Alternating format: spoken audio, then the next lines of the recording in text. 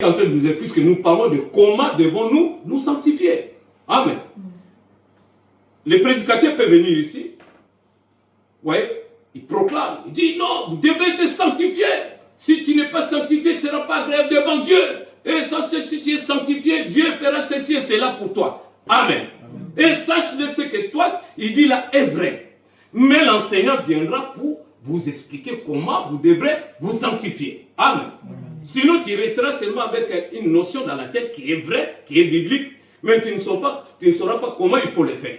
Si par exemple on dit, tu dois mourir en toi-même, mais tu ne dois pas mettre la corde au cou pour mourir, ou prendre du poison. Non, cela veut dire que mourir dans tes pensées, cela veut dire prendre la pensée de Dieu comme ton absolu.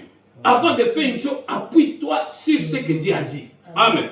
Cela veut dire que tes pensées sont stériles, sont mortes, et tu t'appliques à la pensée de Dieu. Amen. Alors, et nous avons vu que la sanctification a une grande responsabilité. Oui, la sanctification, c'est la responsabilité. Ta responsabilité et la responsabilité de Dieu. Ah ouais. Amen. Vous allez vous étonner, n'est-ce pas? J'avais dit la fois passée, la sanctification, c'est nous, n'est-ce pas? Mais j'ajoute encore quelque chose, il y a la responsabilité de Dieu.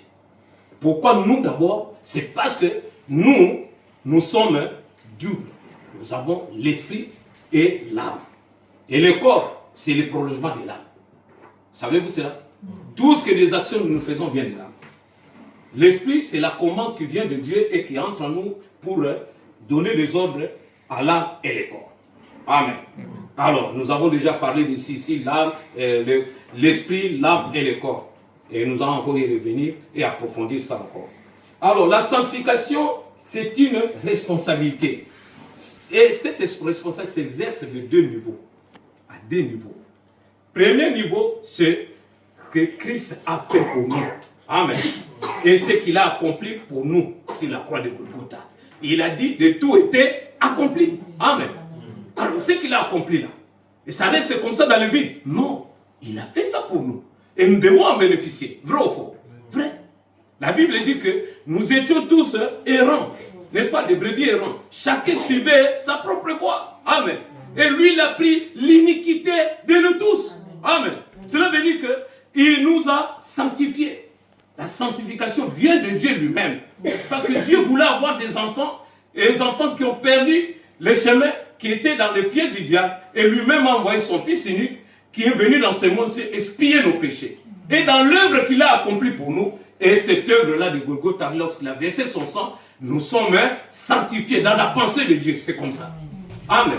Il nous a d'abord justifiés et puis sanctifiés. Amen. À cause de l'œuvre de Golgotha. Lorsque nous croyons en Christ, alléluia, ce qu'il a fait pour nous sur la croix de Golgotha, alléluia. Oh, gloire au Seigneur. Merci Père. Lorsqu'il a fait tout cela pour nous, et nous croyons à ça, directement, le bénéfice, tout ce qu'il a fait, devient notre propriété. Amen. Parce que Dieu nous aime, il a envoyé son Fils sans nous demander. Parce que Dieu est amour. Amen. Il a manifesté son amour en Christ, son Fils unique. Et c'est lui qui est devenu péché pour nous. Et nous sommes devenus sanctification pour Dieu. Amen. Et partout est la vie. Amen. Il nous a donné en Christ. Alors c'est ça la responsabilité de Dieu. Pourquoi Dieu a fait assez que pour sauver l'homme? Parce que l'homme, c'est lui qui l'a créé. Et l'homme était son fils ou sa fille. Mais il a créé l'homme faillible. Amen. Tout homme, même les gens de science, ils parlent tout homme est faillible. Alors comme l'homme était tombé, il avait la responsabilité de le sauver. C'est ça la responsabilité. Amen. Maintenant, nous qui avons cru en Christ, nous avons aussi la responsabilité. Maintenant, nous étions dans tel côté et dans la mort. Maintenant, nous devons nous aligner à la parole. Amen. C'est garder ce que Dieu nous a donné.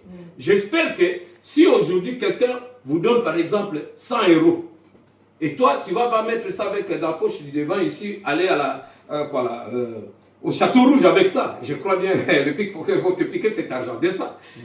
C'est pas ça. Alors tu vas garder ça. C'est la même chose. Dieu nous a donné la chose la plus précieuse, c'est sa vie éternelle, sa sanctification. Amen. Nous devons aussi protéger ça, garder ça. Amen. Et c'est pourquoi il a dit, je suis saint, soyez saints comme moi. Amen.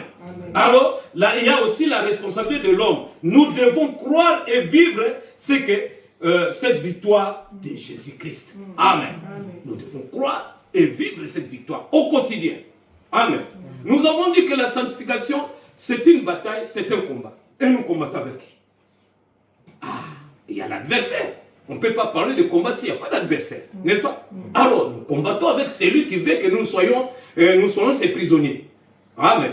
Le jour que tu as cru au Christ, au Seigneur Jésus-Christ, sache-le que toutes les armes du diable sont braquées sur toi.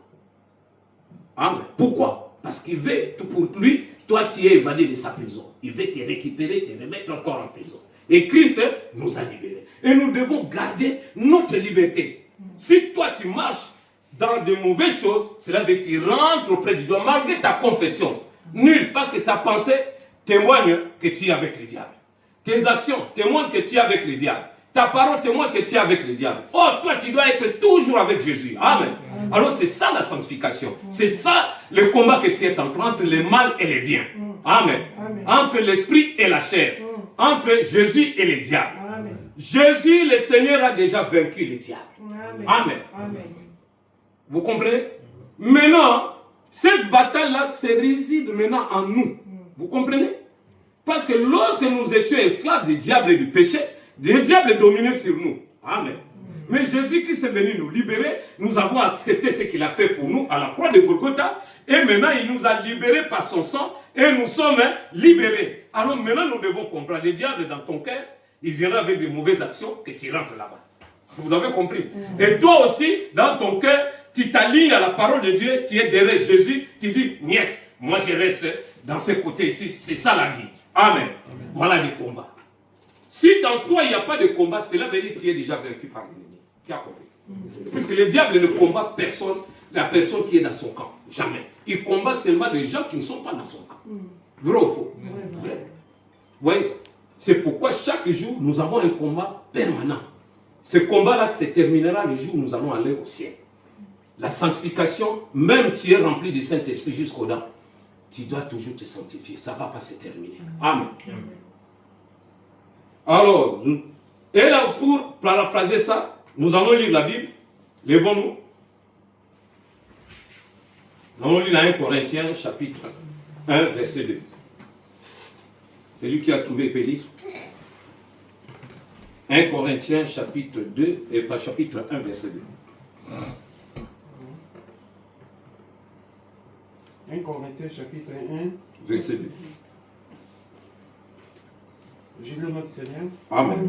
À l'église de Dieu qui est à Corinthe, Oui. à ceux qui ont été sacrifiés en Jésus-Christ, appelés à être saints, et à tous ceux qui évoquent en quelque lieu que ce soit le nom de notre Seigneur Jésus-Christ, leur Seigneur et leur nom.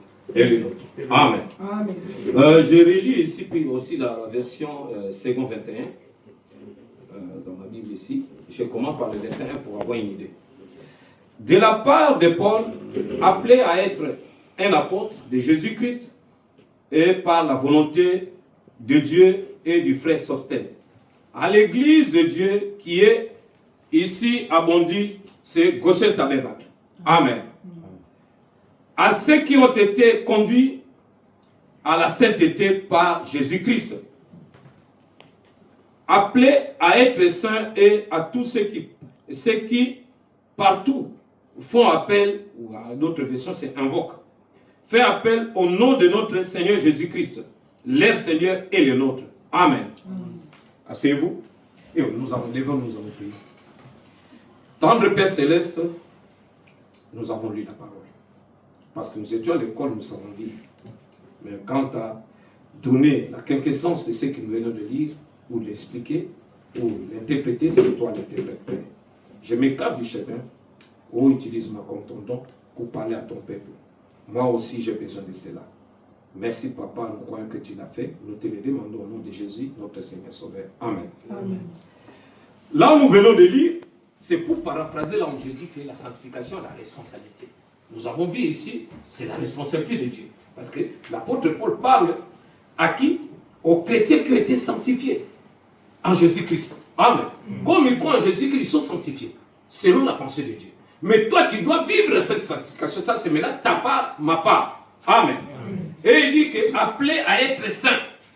Parce que si toi, tu es appelé par Christ, par Dieu, puisque d'abord, nous allons expliquer ça. Si Dieu t'appelle, viens, mon fils, pour faire quoi? Pour te sauver, pour te donner la vie. Mais cette vie-là, il a donné ça à son fils Jésus-Christ. C'est un verset biblique. Je ne sais pas si vous connaissez ça. Il a donné cette vie à Jésus-Christ. Maintenant, il t'envoie à Jésus.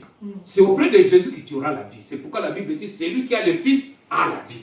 Amen. Amen. Celui qui n'a pas le Fils n'a pas la vie. Amen. Et tu iras auprès de Christ. Christ, maintenant, avec l'œuvre qu'il a fait pour toi sur la croix de Golgotha, tu crois en lui et tu es justifié d'abord. Et l'œuvre là, le sang qu'il a versé, c'est pour te sanctifier. Amen. Et tu es saint devant Dieu. Tu peux parler, Dieu peut t'écouter. Amen. Tu étais en inimitié avec Dieu, mais maintenant, tu es rentré dans la maison. Amen.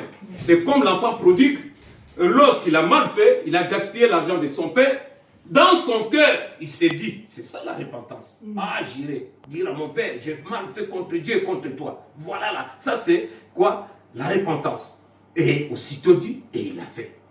Nous, les chrétiens d'habitude, nous ne pardonnons pas. C'est là le problème que nous avons. Si on ne pardonne pas, cela veut dire qu'on ne se répand pas. On fait des superficiels. La repentance, c'est la chose que les gens ne veulent même pas écouter. La repentance, c'est quoi? C'est des choses qui sont cachées dans ton cœur. La repentance, c'est quoi? C'est l'humiliation.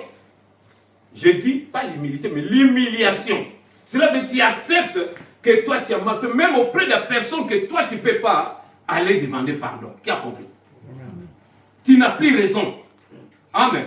Tu ne peux pas, c'est la parole qui a raison, c'est Dieu qui a raison, c'est ça la repentance. Et à la fin de compte, lorsque tu le fais, tu demanderas à Dieu, oh, purifie-moi par ton sang. Amen.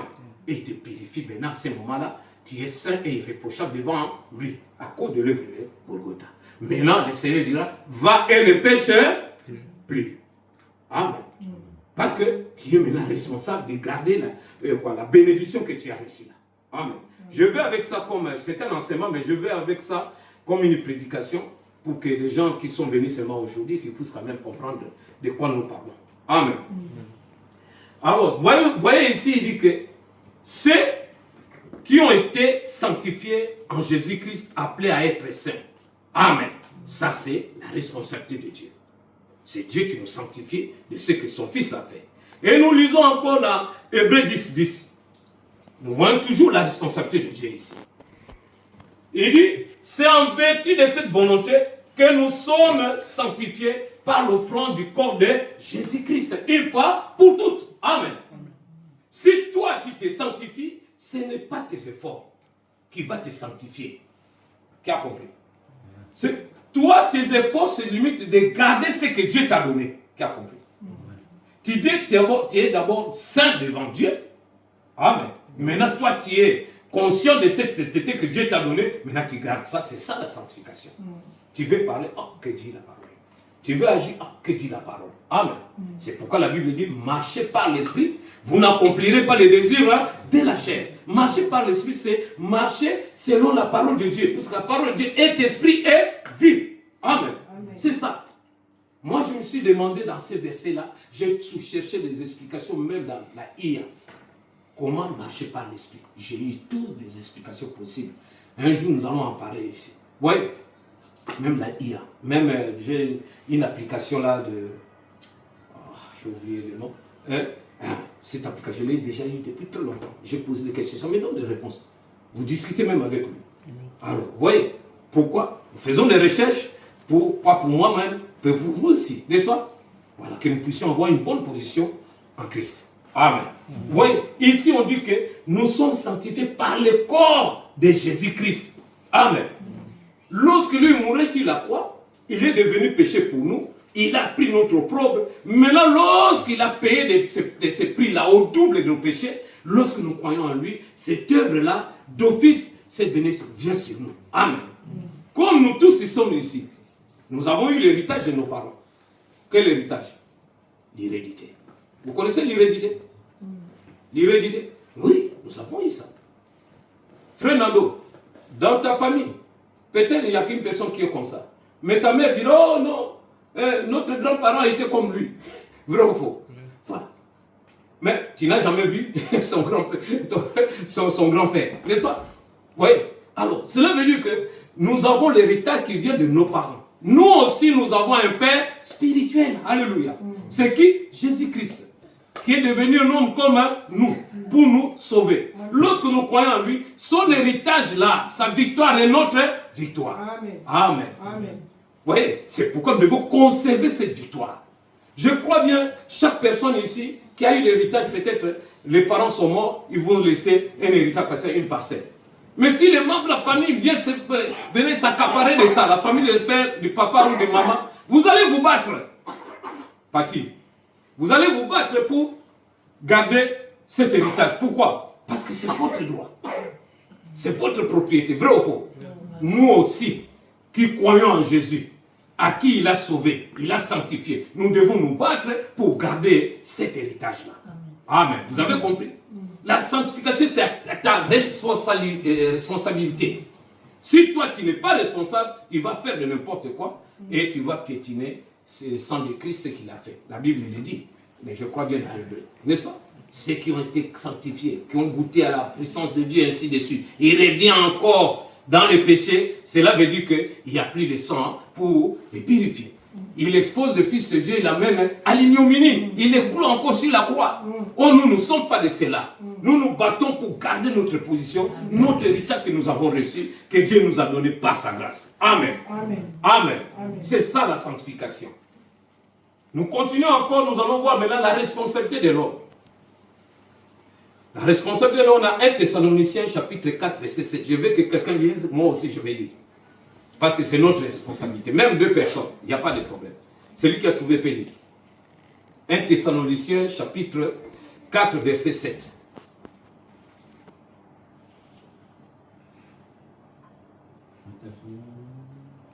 Je le note, Seigneur. Amen. Lève-toi. Car Dieu ne nous a pas appelés à l'impureté, mais à la sanctification. Amen. Qui a encore qui peut lire? Qui a une autre version?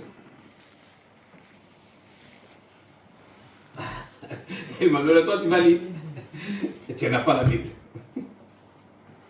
Qui a une autre version? Tu n'as pas trouvé? 1 Thessaloniciens chapitre 4 verset 7. C'est l'enseignement. Il faut noter. Il faut avoir la Bible à la main. Parce que c'est nécessaire. Les versets bibliques, ce n'est pas pour les citer, mais pour vivre. Pour pratiquer une chose, il faut l'avoir. Vrai ou faux? Ah. Tu ne peux pas me donner 10 euros si toi tu n'en as pas. Il faut avoir ça. Tu as trouvé? Bon, comme tu n'as pas, ça prend du temps. Moi. Qui a trouvé? Élie? En effet, Dieu ne nous a pas appelés à l'impureté, mais à la consécration. Amen. Et je lis au nom de notre Seigneur Jésus-Christ. Amen. Amen. Lorsque nous lisons au nom de Jésus. Amen. Amen. Alors, je lis. Car Dieu ne nous a pas appelés à l'impureté, mais à la sanctification. Amen. Amen. Ça, c'est notre responsabilité. Dieu t'a appelé? Oui. Amen. Vous ne répondez pas. Est-ce que Dieu vous a appelé? Amen. Alors, si vous a appelé, mais pas pour l'impureté, mais pour la sanctification. Amen. Tu ne peux pas te sanctifier si tu n'es pas responsable. Amen. C'est pourquoi je parlais, il y a la responsabilité des deux côtés. Un, Dieu qui l'a fait de sa part. Et l'autre côté, c'est toi, maintenant, tu vas faire de ta part pour que tu sois saint. Amen. Amen. Sans quoi, tu seras aujourd'hui, tu es chrétien, demain, tu ne l'es pas. C'est que tous les diables te disent de faire, tu le fais. À la fin de compte, tu dis, je suis chrétien. Non. Un chrétien doit être saint comme Dieu est saint. Amen. Tu as compris? C'est ça la sanctification. Vous êtes content? Applaudissez pour le Seigneur. Ça, c'était vraiment un résumé pour que quelqu'un qui ne suivra même pas le tout, mais là, il a une idée, il sait que, en tout cas, pour me sanctifier, c'est mon bénéfice à moi. Amen. Amen. Pourquoi? Parce que c'est ma responsabilité que Dieu m'a donnée, que je dois être saint comme lui. Amen. Amen. Si tu n'es pas saint, c'est que tu es le fils ou la fille du diable. Parce que le diable n'est pas saint. N'est-ce pas? C'est un menteur, un voleur, un tueur, tous les mauvais là, c'est les diables. Vrai ou faux? Et il met aussi les gens, les crocs en jambes. Comment? Il te piège.